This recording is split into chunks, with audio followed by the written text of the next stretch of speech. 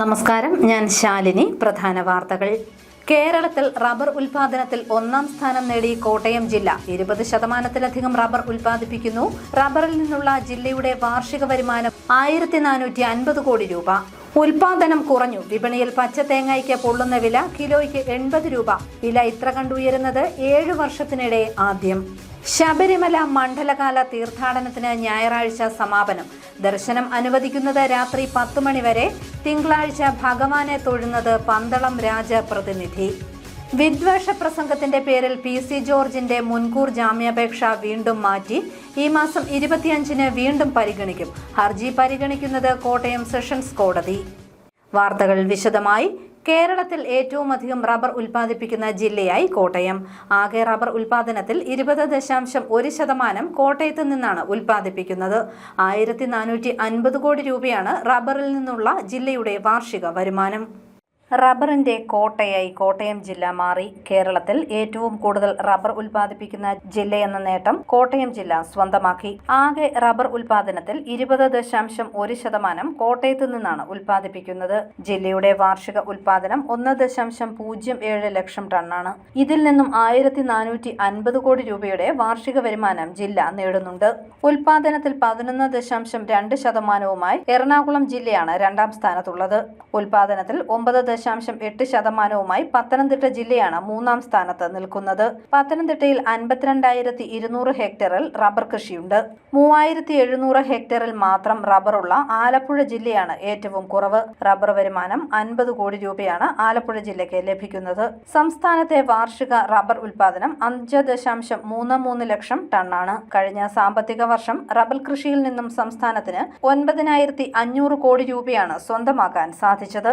Rubber board ഗവേഷണ കേന്ദ്രം ഇന്നുവരെ വികസിപ്പിച്ച ക്ലോണുകളിൽ RRII 105 ഇനമാണ് ഉൽപാദന തോതിൽ ഏറ്റവും മികച്ചത്.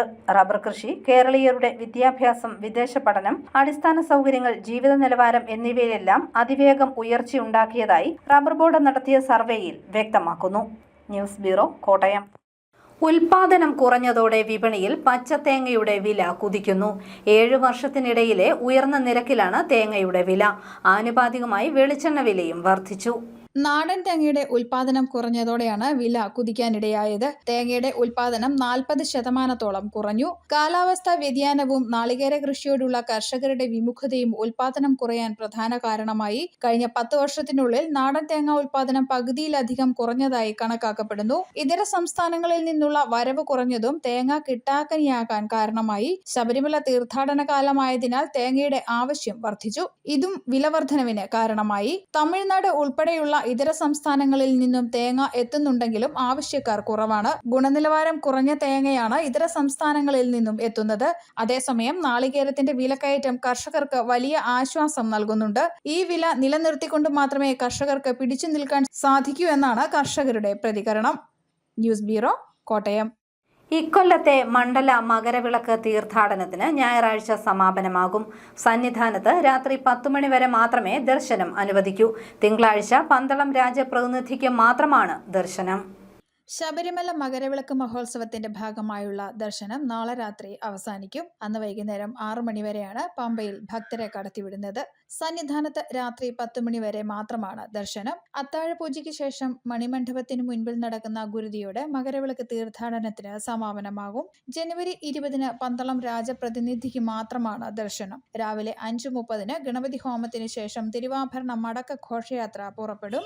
രാജപ്രതിനിധികളുടെ ദർശനത്തിന് ശേഷം 6:30-ന് മേൽശാന്തി അയ്യപ്പ വിഗ്രഹത്തിൽ വിഭൂതി അഭിഷേകം നടത്തി ഹരിവരാസനം ചൊല്ലി നടയടയ്ക്കും. ശനിയാഴ്ച രാവിലെ നെയ്യഭിഷേകം അവസാനിച്ചു.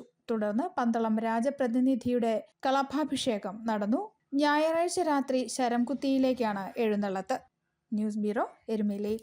വിദ്വേഷ പ്രസംഗത്തിന്റെ പേരിൽ മുൻ MLA PC ജോർജിന്റെ മുൻകൂർ ജാമ്യാപേക്ഷ വീണ്ടും മാറ്റി. കോട്ടയം സെഷൻസ് കോടതിയാണ് ഹർജി പരിഗണിക്കുന്നത്. ഈ മാസം 25-ന് കേസ് വീണ്ടും പരിഗണിക്കും. വിവാദ ചാനൽ ചർച്ചയുടെ വീഡിയോയും ഉള്ളടക്കവും എഴുതി നൽകണമെന്നും കോടതി ആവശ്യപ്പെട്ടിരുന്നു. Kanjirappally saint Antony's public school ruby jubilee നിറവിൽ. ആന്റോ ആന്റണി MP ഉദ്ഘാടനം നിർവഹിച്ചു. ഫാദർ ഡോക്ടർ ആന്റണി നിരപ്പേൽ 1986 സ്ഥാപിച്ച Kanjirappally Anakkallu Saint Public school ruby jubilee നിറവിൽ. നാടിന്റെ വളർച്ചയിൽ നിർണായക പങ്കുവഹിക്കുന്ന ആനക്കല്ല് സെന്റ് ആന്റണീസ് പബ്ലിക് സ്കൂളിന്റെ 40ാം വാർഷികം വിപുലമായാണ് ആഘോഷിച്ചത്.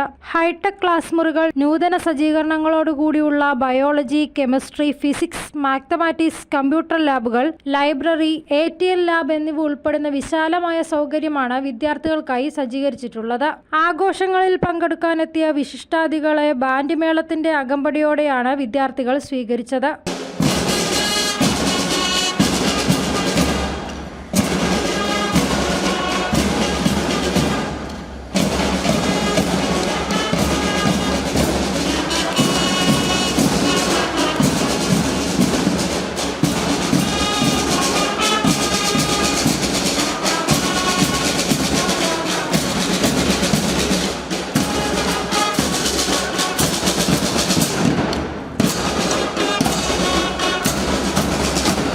വാർഷികാഘോഷ ഉദ്ഘാടനവും റൂബി ജൂബിലി ഉദ്ഘാടനവും ആന്റണി MP നിർവഹിച്ചു.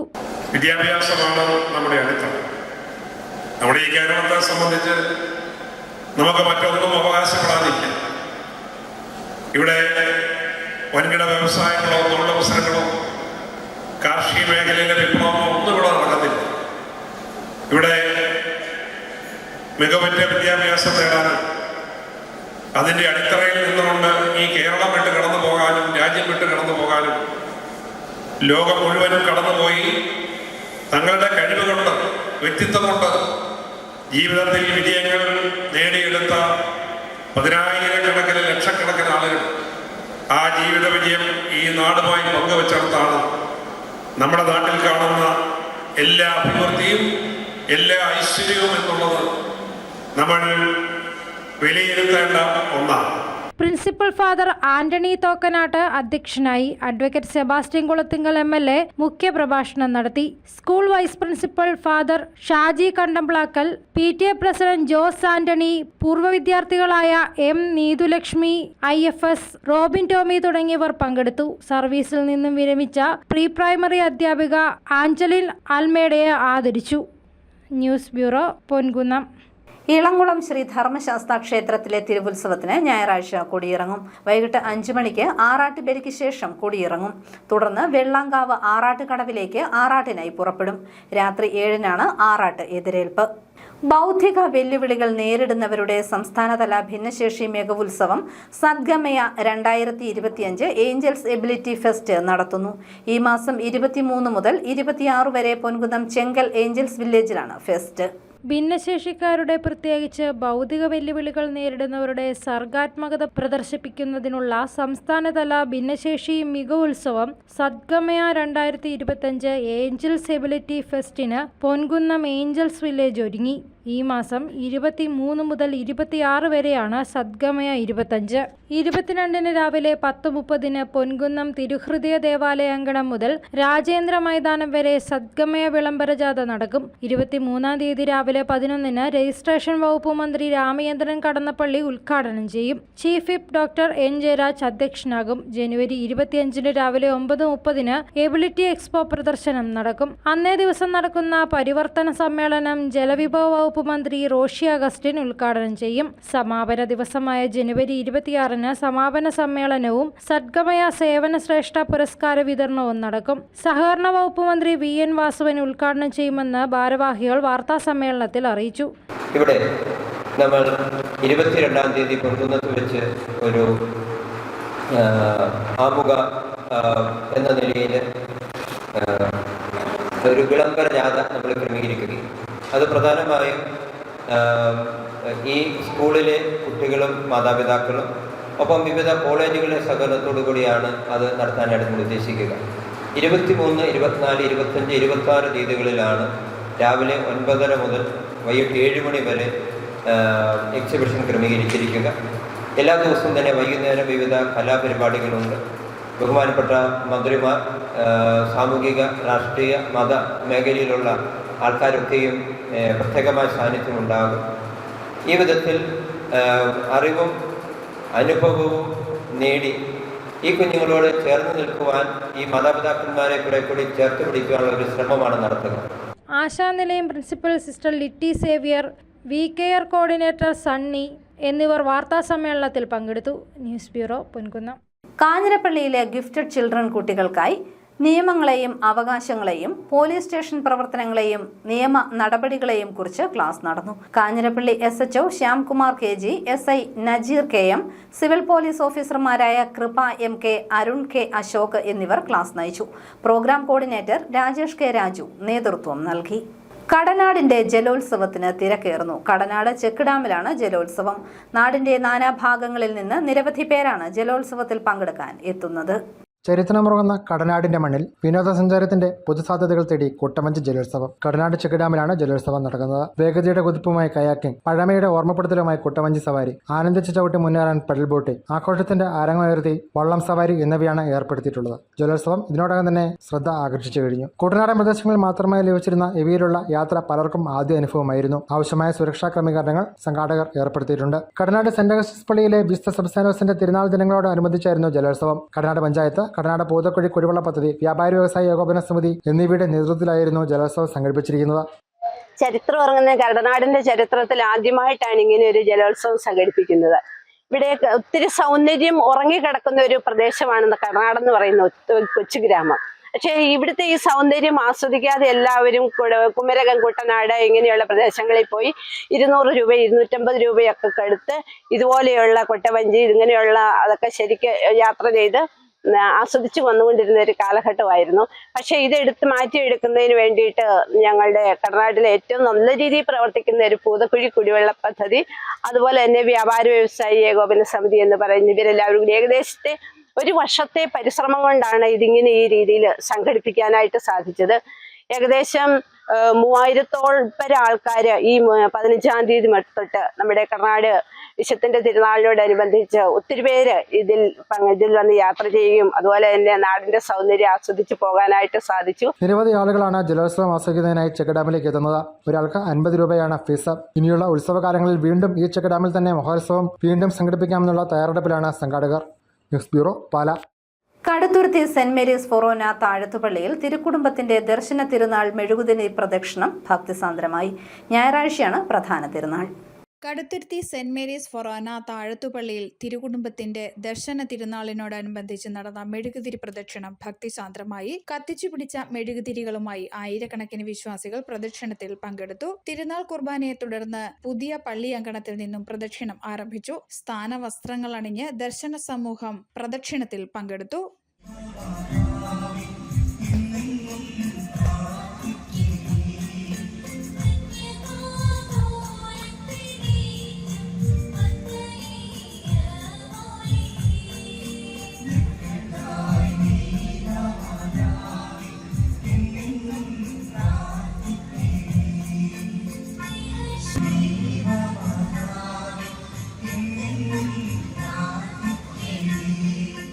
പഴയ പള്ളിയിലെത്തി ഇവിടെ നിന്നും മാതാവിന്റെ തിരുസ്വരൂപം എടുത്ത് പള്ളി ചുറ്റി പുതിയ പള്ളിയിലെത്തി പ്രദക്ഷിണം സമാപിച്ചതോടെ തിരുസ്വരൂപം പുതിയ പള്ളിയിൽ പ്രതിഷ്ഠിച്ചു. തുടർന്ന് വലിയ പള്ളി വികാരി ഫാദർ തോമസ് ആനിമൂട്ടിൽ സമാപനാശീർവാദം നൽകി. ക്രൈസ്തവ ദേവാലയങ്ങളിൽ ചരിത്ര പാരമ്പര്യം ഏറെയുള്ള ദേവാലയമാണ് താഴത്തുപള്ളി. ദേവാലയം പരിശുദ്ധ ദൈവമാതാവിന്റെ നാമധേയത്തിൽ പ്രതിഷ്ഠിച്ചിട്ടുള്ളതാണെങ്കിലും കടുത്തുരുത്തി പള്ളിയിൽ പ്രധാന തിരുനാളായി ആഘോഷിക്കുന്നത് തിരുകുടുംബത്തിന്റെ ദർശന തിരുനാളാണ്. പാലാ രൂപതയിൽ ഏറ്റവും വലിയ ദർശന സമൂഹമുള്ളതും കടുത്തുരുത്തിയിലാണ്. News bureau, Kottayam. Rotary District 3211 fire 2024-25 grand finale ജനുവരി 19 കോട്ടയത്ത് നടക്കും. രാവിലെ 11:30 ആൻസ് കൺവെൻഷൻ സെന്ററിലാണ് പരിപാടി. ഫയർ എന്ന് പറഞ്ഞു കഴിഞ്ഞാൽ family involve rotary entertainment. Rotary സർവീസിൽ മാത്രമല്ല, റോട്ടറി കലയിലും കായികത്തിലൊക്കെ റോട്ടറിയുടെ കുടുംബങ്ങൾ പങ്കെടുക്കുന്ന മേളയാണ് ഈ വരുന്ന ജനുവരി 19 ആൻസ് കൺവെൻഷൻ സെന്ററിൽ വെച്ച് നടക്കുന്നത്. നമ്മുടെ റോട്ടറിയുടെ നേരത്തെ നമ്മൾ കായിക മത്സരങ്ങളൊക്കെ നടന്നു. ഇപ്പം എന്താ സംഭവിക്കാൻ പോകുന്നത്, നമ്മുടെ റോട്ടറിയുടെ കലാമേളയാണ്. തിരുവനന്തപുരം, കൊല്ലം, ആലപ്പുഴ, പത്തനംതിട്ട, കോട്ടയം തുടങ്ങിയ അവിടുത്തെ 160 ക്ലബ്ബുകളുടെ ഒരു മെഗാ ഫിനാലെയാണ് നമുക്കിപ്പം ഇവിടെ സംഭവിക്കാൻ പോകുന്നത്. ഇത് ആദ്യമായിട്ടാണ് കോട്ടയത്ത്. സാധാരണ ഇത് കൊല്ലത്തും ട്രിവാൻഡ്രത്തും ഒക്കെയാണ് ഫയർ നടക്കാറ്. അറിയിപ്പ് നീലമ്പേരൂർ ഗ്രാമപഞ്ചായത്തിന്റെ ബഡ്സ് റീഹാബിലിറ്റേഷൻ സെന്ററിൽ കരാർ അടിസ്ഥാനത്തിൽ പാചകത്തൊഴിലാളികളെ നിയമിക്കുന്നു. പാചകത്തിൽ മുൻപരിചയമുള്ള ഗ്രാമപഞ്ചായത്തിലെ സ്ഥിരതാമസക്കാർക്ക് അപേക്ഷിക്കാം. ജനുവരി 22-ന് 3 മണി വരെ ഗ്രാമപഞ്ചായത്ത് ഓഫീസിൽ അപേക്ഷ സ്വീകരിക്കും. Phone 9496043671. Lokayukta justice N Anilkumar ജനുവരി 21-ന് രാവിലെ 10:30-ന് Kottayam government rest house conference ഹാളിൽ സിറ്റിംഗ് നടത്തും. നിശ്ചിത ഫോറത്തിലുള്ള പുതിയ പരാതികൾ സിറ്റിംഗിൽ സ്വീകരിക്കും. ഗവൺമെന്റ് മെഡിക്കൽ കോളേജിലെ സർജിക്കൽ ഗ്യാസ്ട്രോ എൻട്രോളജി വിഭാഗത്തിലേക്ക് ഫ്ലൂയിഡ് വാമിംഗ് ക്യാബിനറ്റ് വിതരണം ചെയ്യുന്നതിന് കൊട്ടേഷൻ ക്ഷണിച്ചു. ജനുവരി 25 ഉച്ചയ്ക്ക് 12 മണി വരെ കൊട്ടേഷൻ സ്വീകരിക്കും. അന്നേ ദിവസം ഉച്ചകഴിഞ്ഞ് 2 മണിക്ക് തുറക്കും. ഫോൺ 048125972779. പ്രധാന വാർത്തകൾ ഒരിക്കൽ കൂടി. കേരളത്തിൽ റബ്ബർ ഉൽപാദനത്തിൽ 1-ാം സ്ഥാനം നേടി കോട്ടയം ജില്ല. 20% റബ്ബർ ഉൽപ്പാദിപ്പിക്കുന്നു. റബ്ബറിൽ നിന്നുള്ള ജില്ലയുടെ വാർഷിക വരുമാനം 1450 കോടി രൂപ. ഉൽപാദനം കുറഞ്ഞു. വിപണിയിൽ പച്ച തേങ്ങയ്ക്ക് പൊള്ളുന്ന വില കിലോയ്ക്ക് 80 രൂപ. വില ഇത്ര കണ്ടുയരുന്നത് 7 വർഷത്തിനിടെ ആദ്യം. ശബരിമല മണ്ഡലകാല തീർത്ഥാടനത്തിന് ഞായറാഴ്ച സമാപനം. ദർശനം അനുവദിക്കുന്നത് രാത്രി 10 മണി വരെ. തിങ്കളാഴ്ച ഭഗവാനെ തൊഴുന്നത് പന്തളം രാജപ്രതിനിധി. വിദ്വേഷ പ്രസംഗത്തിന്റെ പേരിൽ PC ജോർജിന്റെ മുൻകൂർ ജാമ്യാപേക്ഷ വീണ്ടും മാറ്റി. ഈ മാസം 25-ന് വീണ്ടും പരിഗണിക്കും. ഹർജി പരിഗണിക്കുന്നത് കോട്ടയം സെഷൻസ് കോടതി. ഈ ബുള്ളറ്റിൻ പൂർണ്ണമാകുന്നു. നമസ്കാരം.